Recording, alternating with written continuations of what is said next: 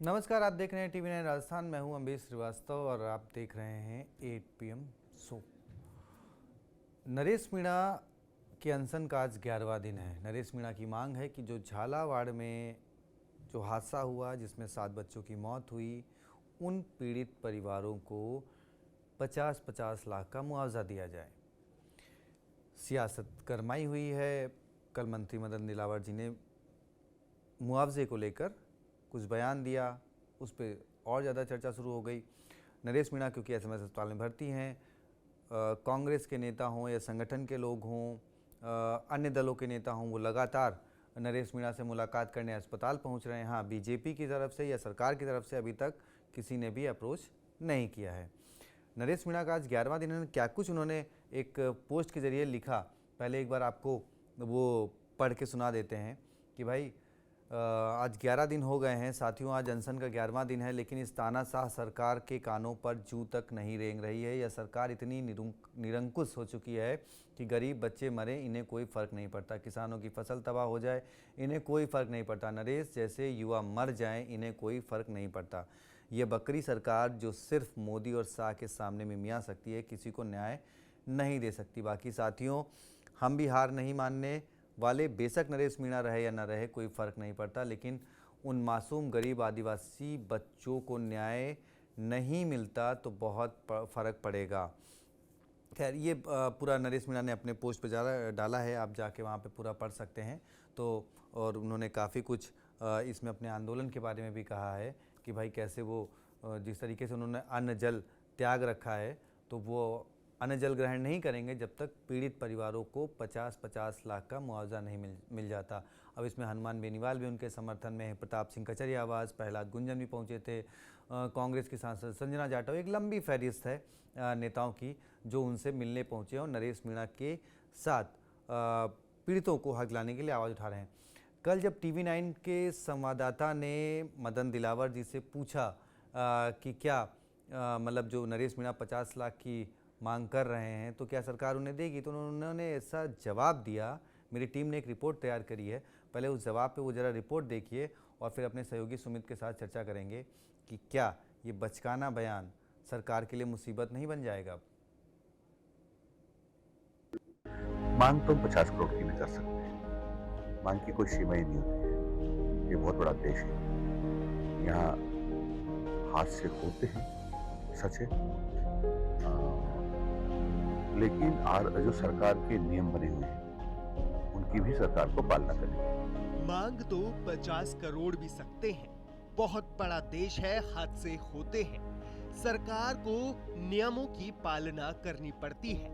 ये राजस्थान के शिक्षा मंत्री मदन दिलावर हैं। मंत्री जी के इस बयान को किस कैटेगरी में रखना है, मंत्री जी ने ये बात क्यों कही, जरा टीवी 9 राजस्थान की टीम का ये सवाल भी सुन लीजिए। सर, एक सवाल सर, जिस तरह से झालावाड़ स्कूल हादसे की मुआवजे को लेकर बार बार सवाल उठाए जा रहे हैं, यह कहा जा रहा है किसी बकरा और बकरियां दे दी गई सरकार की तरफ से। इसके बाद में 13 लाख मुआवजे को भी जो है न्यायोचित नहीं कहा जा रहा है, 50 लाख मुआवजे की मांग की जा रही है। इसके ऊपर क्या कहेंगे?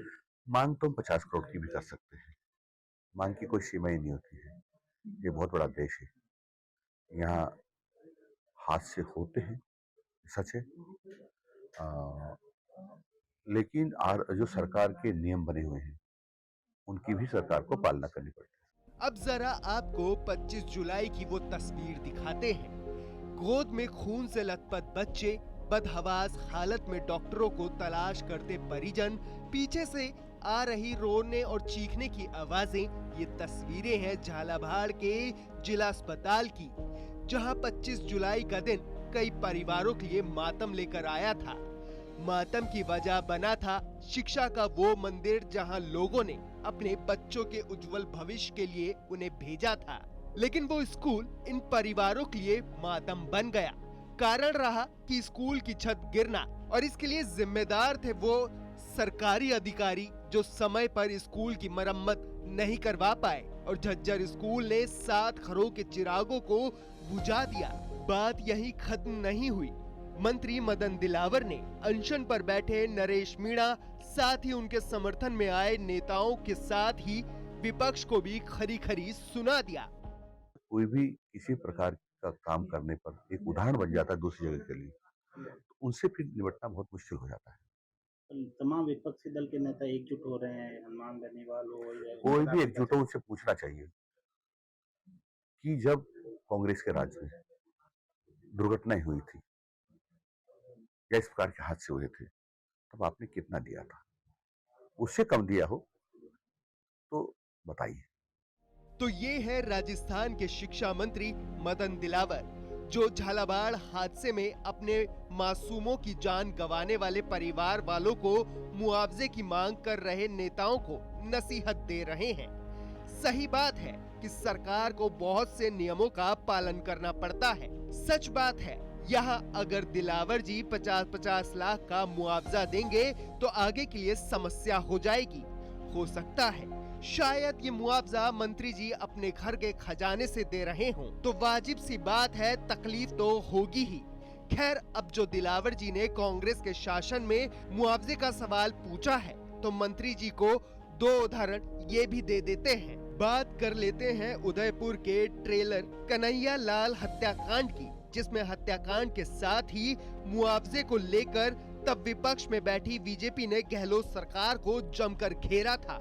वो बात अलग है कि गहलोत सरकार ने मृतक कन्हैया लाल के परिवार को 50 लाख के मुआवजे के साथ ही बेटे को सरकारी नौकरी देने का ऐलान भी किया था।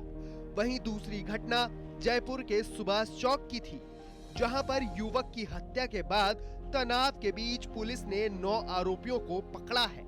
इस मामले में तनाव बढ़ता देख अशोक गहलोत सरकार ने पीड़ित परिवार के लिए राहत पैकेज का ऐलान किया है।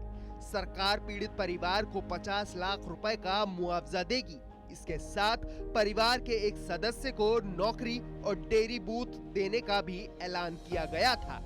झालावाड़ हादसे में जिन परिवारों ने अपने मासूमों को खोया है, उन पर क्या बीत रही होगी, इसका इल्म शायद मंत्री जी को भी नहीं है। सरकार ने मुआवजे का ऐलान भी किया, लेकिन अभी भी इसकी चिंगारी धधक रही है। और उसके धधक रहे जयपुर के अस्पताल के भीतर नरेश मीणा, जिसकी मांग है कि जब तक झालावाड़ के पीड़ित परिवारों को 50-50 लाख रुपए का मुआवजा नहीं मिलता है, वो अन्न ग्रहण नहीं करेंगे और ना ही बात करेंगे।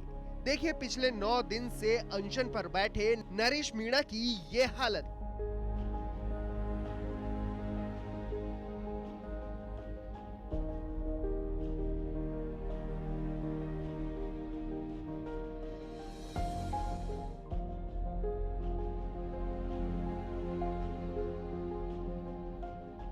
नरेश मीणा मुआवजे की मांग कर रहे हैं। प्रदेश के विपक्षी नेताओं को उनका साथ मिल रहा है, लेकिन सरकार के मंत्री मदन दिलावर जी को इसमें भी सियासत दिखाई दे रही है। वैसे मंत्री जी के इस बयान पर आपकी क्या राय है, कमेंट बॉक्स में जरूर बताएं और वीडियो को ज्यादा से ज्यादा शेयर करें ताकि मंत्री जी इसे देख सकें और मुआवजा ना सही कम से कम संवेदनाएं तो दिखा ही सकते हैं। तो देखा आपने मदन दिलावर जी के बयान और वो पूरी रिपोर्ट कि कैसे झालावाड़ हादसा हुआ। फिर वहाँ पे पहले बात तो सरकार की तरफ से पहले जाते नहीं हैं लोग, जाते हैं तो फिर उस पर सियासत होती है। खैर, अब जो 50 करोड़ भी लोग मांग सकते हैं तो क्या वो भी दे दें? मतलब ठीक है, शायद दिलावर जी को अपने घर से देना होगा, जिसलिए उनको शायद इसको देने में तकलीफ़ हो रही है। खैर, जैसे कांग्रेस के लिए उन्होंने पूछा तो वो भी जवाब उनको मिल गया कि कांग्रेस ने कैसे, इसी बीजेपी ने इन्हीं 2 घटनाओं को लेकर जब आवाज़ उठाई तो सरकार ने 50 लाख का मुआवजा दिया, न बल्कि कन्हैया लाल के दोनों बेटों को, जबकि प्रावधान एक बेटे को नौकरी देने, मतलब किसी एक सदस्य को नौकरी देने का है, गहलोत सरकार ने दोनों बेटों को नौकरी दी।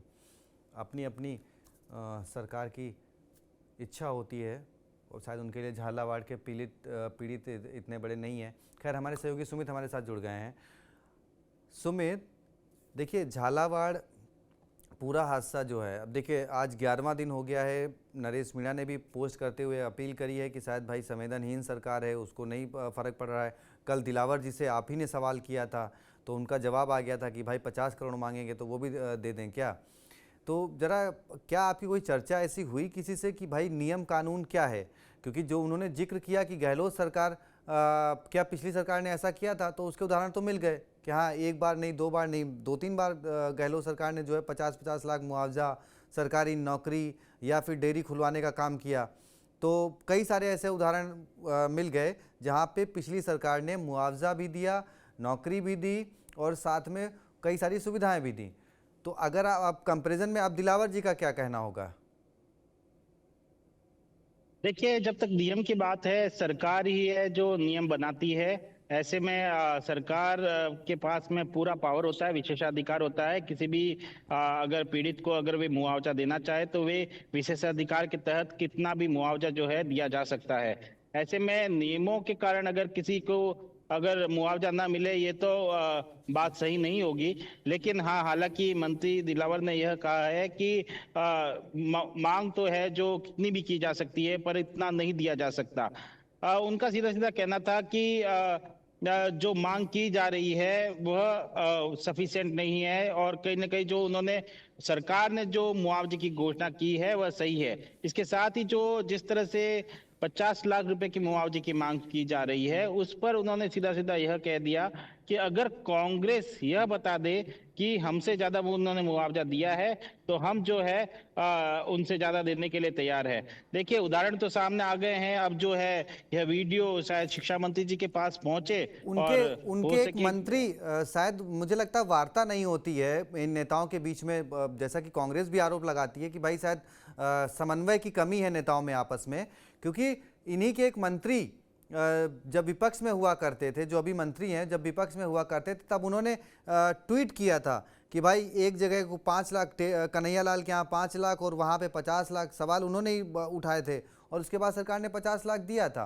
तो शायद वाकई में मुझे लगता है कि समन्वय, और मदन दिलावर जी, मुझे लगता है कि ये पहला विवादित बयान, या फिर कहें ये एक तरीके से देखा जाए तो आप उन पीड़ित परिवारों का उपहास उड़ा रहे हो कि भाई जिनके 7 बच्चे जिस परिवारों के गए हैं, आप उनके ऊपर तंज कस रहे हो कि हाँ भाई, अरे वो 13 दे दिए, वो 50 मांग रहे हैं तो क्या 50 करोड़ दे दें। तो ये तंज आप उन पे कस रहे हो। तो अब इसको, मतलब सरकार के लिए जिस तरीके से फजीहत हो रही है, क्या नहीं लगता कि अभी तक तो कोई आगे आया नहीं? आपको क्या लगता है कि हाँ, सरकार की मुश्किलें नहीं बढ़ रही हैं इस तरीके की बयानबाजी से? बिल्कुल, जब पूरी तरह से सरकार के खिलाफ विपक्ष एकजुट हो रहा है तो कहीं ना कहीं सरकार की मुश्किलें तो बढ़ती जा रही है। इसके ऊपर अगर शिक्षा मंत्री जी का यह इस तरह का बयान सामने आता है तो जरूर जो है सरकार की मुश्किलें बढ़ सकती है। देखिए, पहले से जो है मंत्री, शिक्षा मंत्री जी का जो है कई बयान जो है पहले वायरल हो चुके हैं विवादित बयान को लेकर। कई बयान से तो उन्होंने स्पष्टीकरण भी दिया है कि मेरा कहने का मतलब वो नहीं था, ऐसा नहीं था। अब जो है इस बयान पे, जिसपे साफ साफ इतनी बात को स्पष्ट कर रहे हैं, तो ऐसे में किस तरह की जो है आगे इस बयान को लेकर वे कहेंगे, यह भी एक बड़ी बात है। देखिए, नरेश मीणा जब जेल से बाहर आए थे तो उन्होंने जो है एक बड़ा बयान दिया था। अपने कार्यकर्ताओं, अपने समर्थकों को संबोधित करते हुए, पहला भाषण देते हुए उन्होंने यह कहा कि अगर यह जो है मामला नागौर में हुआ होता या कहीं और हुआ होता तो हनुमान बेनीवाल जी जो है 1-1 करोड़ रुपए का मुआवजा दिला देते, या फिर जयपुर में हुआ होता तो कोई ना कोई मंत्री जो है इनको अच्छा खासा मुआवजा दिया जाता, मारवाड़ में हुआ होता तो कोई वहां का कोई दिग्गज नेता, चाहे वह सत्ताधारी पक्ष का ही हो या विपक्षी पार्टी का हो, तो उनको मुआवजा जरूर दिया जाता। और कहीं मेवाड़ वागड़ में होता तो वहां की कोई मंत्री, जिस तरह से राजकुमार रौत है, उनको जो है उनके लिए आवाज उठाते और मुआवजा अच्छा खासा दी जाते। लेकिन हाड़ौती क्षेत्र में जो है डॉक्टर किरोड़ीलाल मीणा हालांकि सरकार में है, लेकिन जिस तरह से आवाज उठानी चाहिए उस तरह से आवाज नहीं उठाई जा रही इन पीड़ितों के लिए। इस कारण जो है इतना कम मुआवजे की जो है, उस समय तक तो मुआवजे की घोषणा भी जो है नहीं हुई थी। तो उन्होंने तो सीधा सीधा यह आरोप लगा दिया कि जो है सरकार ने सिर्फ बकरियां देकर जो है अपना पल्ला झाड़ लिया। हालांकि जब से नरेश मीणा धरने पर बैठे हैं उसके बाद में सरकार ने जो है इस पूरे मामले में 13-13 लाख रुपए का मुआवजे की घोषणा की थी। इसके साथ ही गंभीर घायल को 1,36,000 रुपए की घोषणा और 75,000 के आसपास जो है सामान्य घायल को की थी। पीड़ित परिवार को एक सदस्य को संविदा पे नौकरी की भी दी थी। लेकिन क्या यह इतना ही मिलना चाहिए अगर दूसरे केसेस देखे जाए? क्योंकि हाल ही में कई ऐसे घटनाक्रम हुए हैं जिसमें देखिए, इस घटनाक्रम में में जो है सीधी सीधी सरकार की और प्रशासन की गलती साफ दिखाई देती है, साफ भ्रष्टाचार जो है उजागर होता है। नहीं तो क्योंकि लेकिन किसी सुमित वो भी तो दिलावर जी ने कांग्रेस पे डाल दिया था कि भाई पूर्व के मुख्यमंत्रियों ने देख रेख नहीं करी है। पूर्व के मुख्यमंत्रियों में अगर कहा जाए तो पूर्व के मुख्यमंत्रियों में 2 कार्यकाल वसुंधरा राजे जी के भी आ जाते हैं, क्योंकि ये स्कूल बना था भैरव सिंह शेखावत जी के टाइम पे 98 के आसपास। उसके बाद गहलोत जी आए, फिर वसुंधरा जी आई, फिर गहलोत जी आए, फिर वसुंधरा जी, फिर गहलोत जी, और इस बार भजन लाल शर्मा जी। वैसे चांसेस तो वसुंधरा जी के थे, तो उन्होंने जो पूर्व मुख्यमंत्रियों का जिक्र किया तो उसमें वसुंधरा जी भी आ गई, गहलोत जी भी आ गए। तो उन्होंने जो पूरी तरीके से पड़ला जो है अपनी तरफ से झाड़ते हुए वो दोनों पूर्व मुख्यमंत्रियों पर डाल दिया। लेकिन सवाल वही था कि भाई 1.5 साल से आप सरकार में हैं, शिक्षा मंत्री आप हैं, आप जिन आरोपों को लेकर, यही तो भाई आपने क्या आरोप लगाए, शिक्षा व्यवस्था सही नहीं है, पढ़ाई सही नहीं हो रही है, विद्यालय सही नहीं है। आपने मंत्री बनने के बाद कौन से सर्वे करा लिए थे स्कूलों के? 1.5 साल में आप सर्वे नहीं करा पाए, जबकि झालावाड़ स्कूल की रिपोर्ट तक थी कि हाँ भाई इसके कमरे जर्जर हैं। डीएम ने वो रिपोर्ट आगे नहीं बढ़ाई या उस पर भी बड़ा विवाद हुआ था। तो बतौर शिक्षा मंत्री ये आपका फेलियर है। अगर आप उदाहरण ये अब ठीक है क्यों बचे हुए हैं, क्यों भजन लाल शर्मा जी सरकार उनको बचा रही है, ये भगवान जाने कि भाई इतने विवादित बयानों, इतनी घटनाओं के बाद भी लगातार वो मंत्री बने हुए हैं, और बजाय कि वो मतलब माफ़ी मांगे या दुख प्रकट करें, वो हर बार आके एक बेशर्मी भरा बयान दे देते हैं। एक हिसाब से कहा जाए तो उन पीड़ित परिवारों के जले पे नमक रगड़ने वाला काम मदन दिलावर का ये बयान करता है। मंत्री हैं लेकिन इस वक्त उनको मदन दिलावर ही कहना उचित रहेगा, क्योंकि जिस तरीके से वो जले पे नमक छिड़क रहे हैं कि हाँ भाई अगर कोई 50 लाख मांग रहा है तो कह रहे हैं कि क्या 50 करोड़ दे दें। अरे आप जब आप विपक्ष में थे और आप मांगते थे तो कहाँ से आता था? और तब भी सरकारें देती थी ना, सरकारों ने तब भी दिया। और वो उस वक्त अशोक गहलोत जी ने कोई अपने घर से नहीं दिया था, या जो भी उस वक्त मंत्री थे उन्होंने अपने घर से नहीं दिया था, वो दिया था जनता के जो टैक्स जाता है, जो सरकारी खजाना भरता है, उस खजाने से दिया था।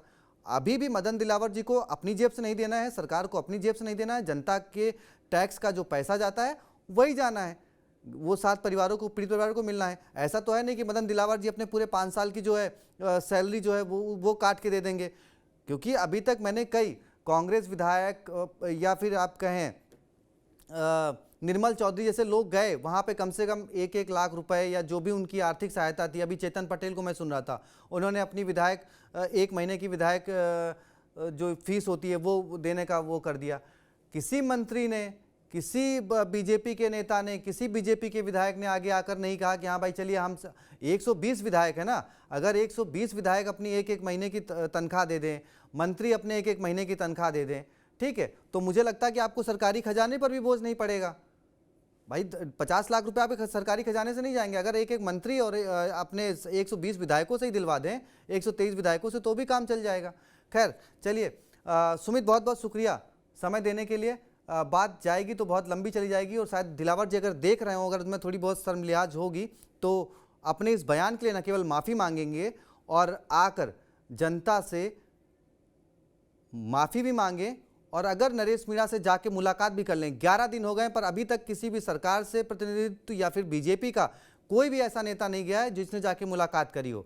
सियासत ठीक है, आप नरेश मीणा वोट बैंक के लिए सियासत कर रहे हैं, कांग्रेस वोट बैंक के लिए जाके मिल रही है, आप भी तो जाके मिल सकते हैं। एक आदमी 11 दिन से भूखा प्यासा बैठा है, फिर आप क्या कर रहे हैं?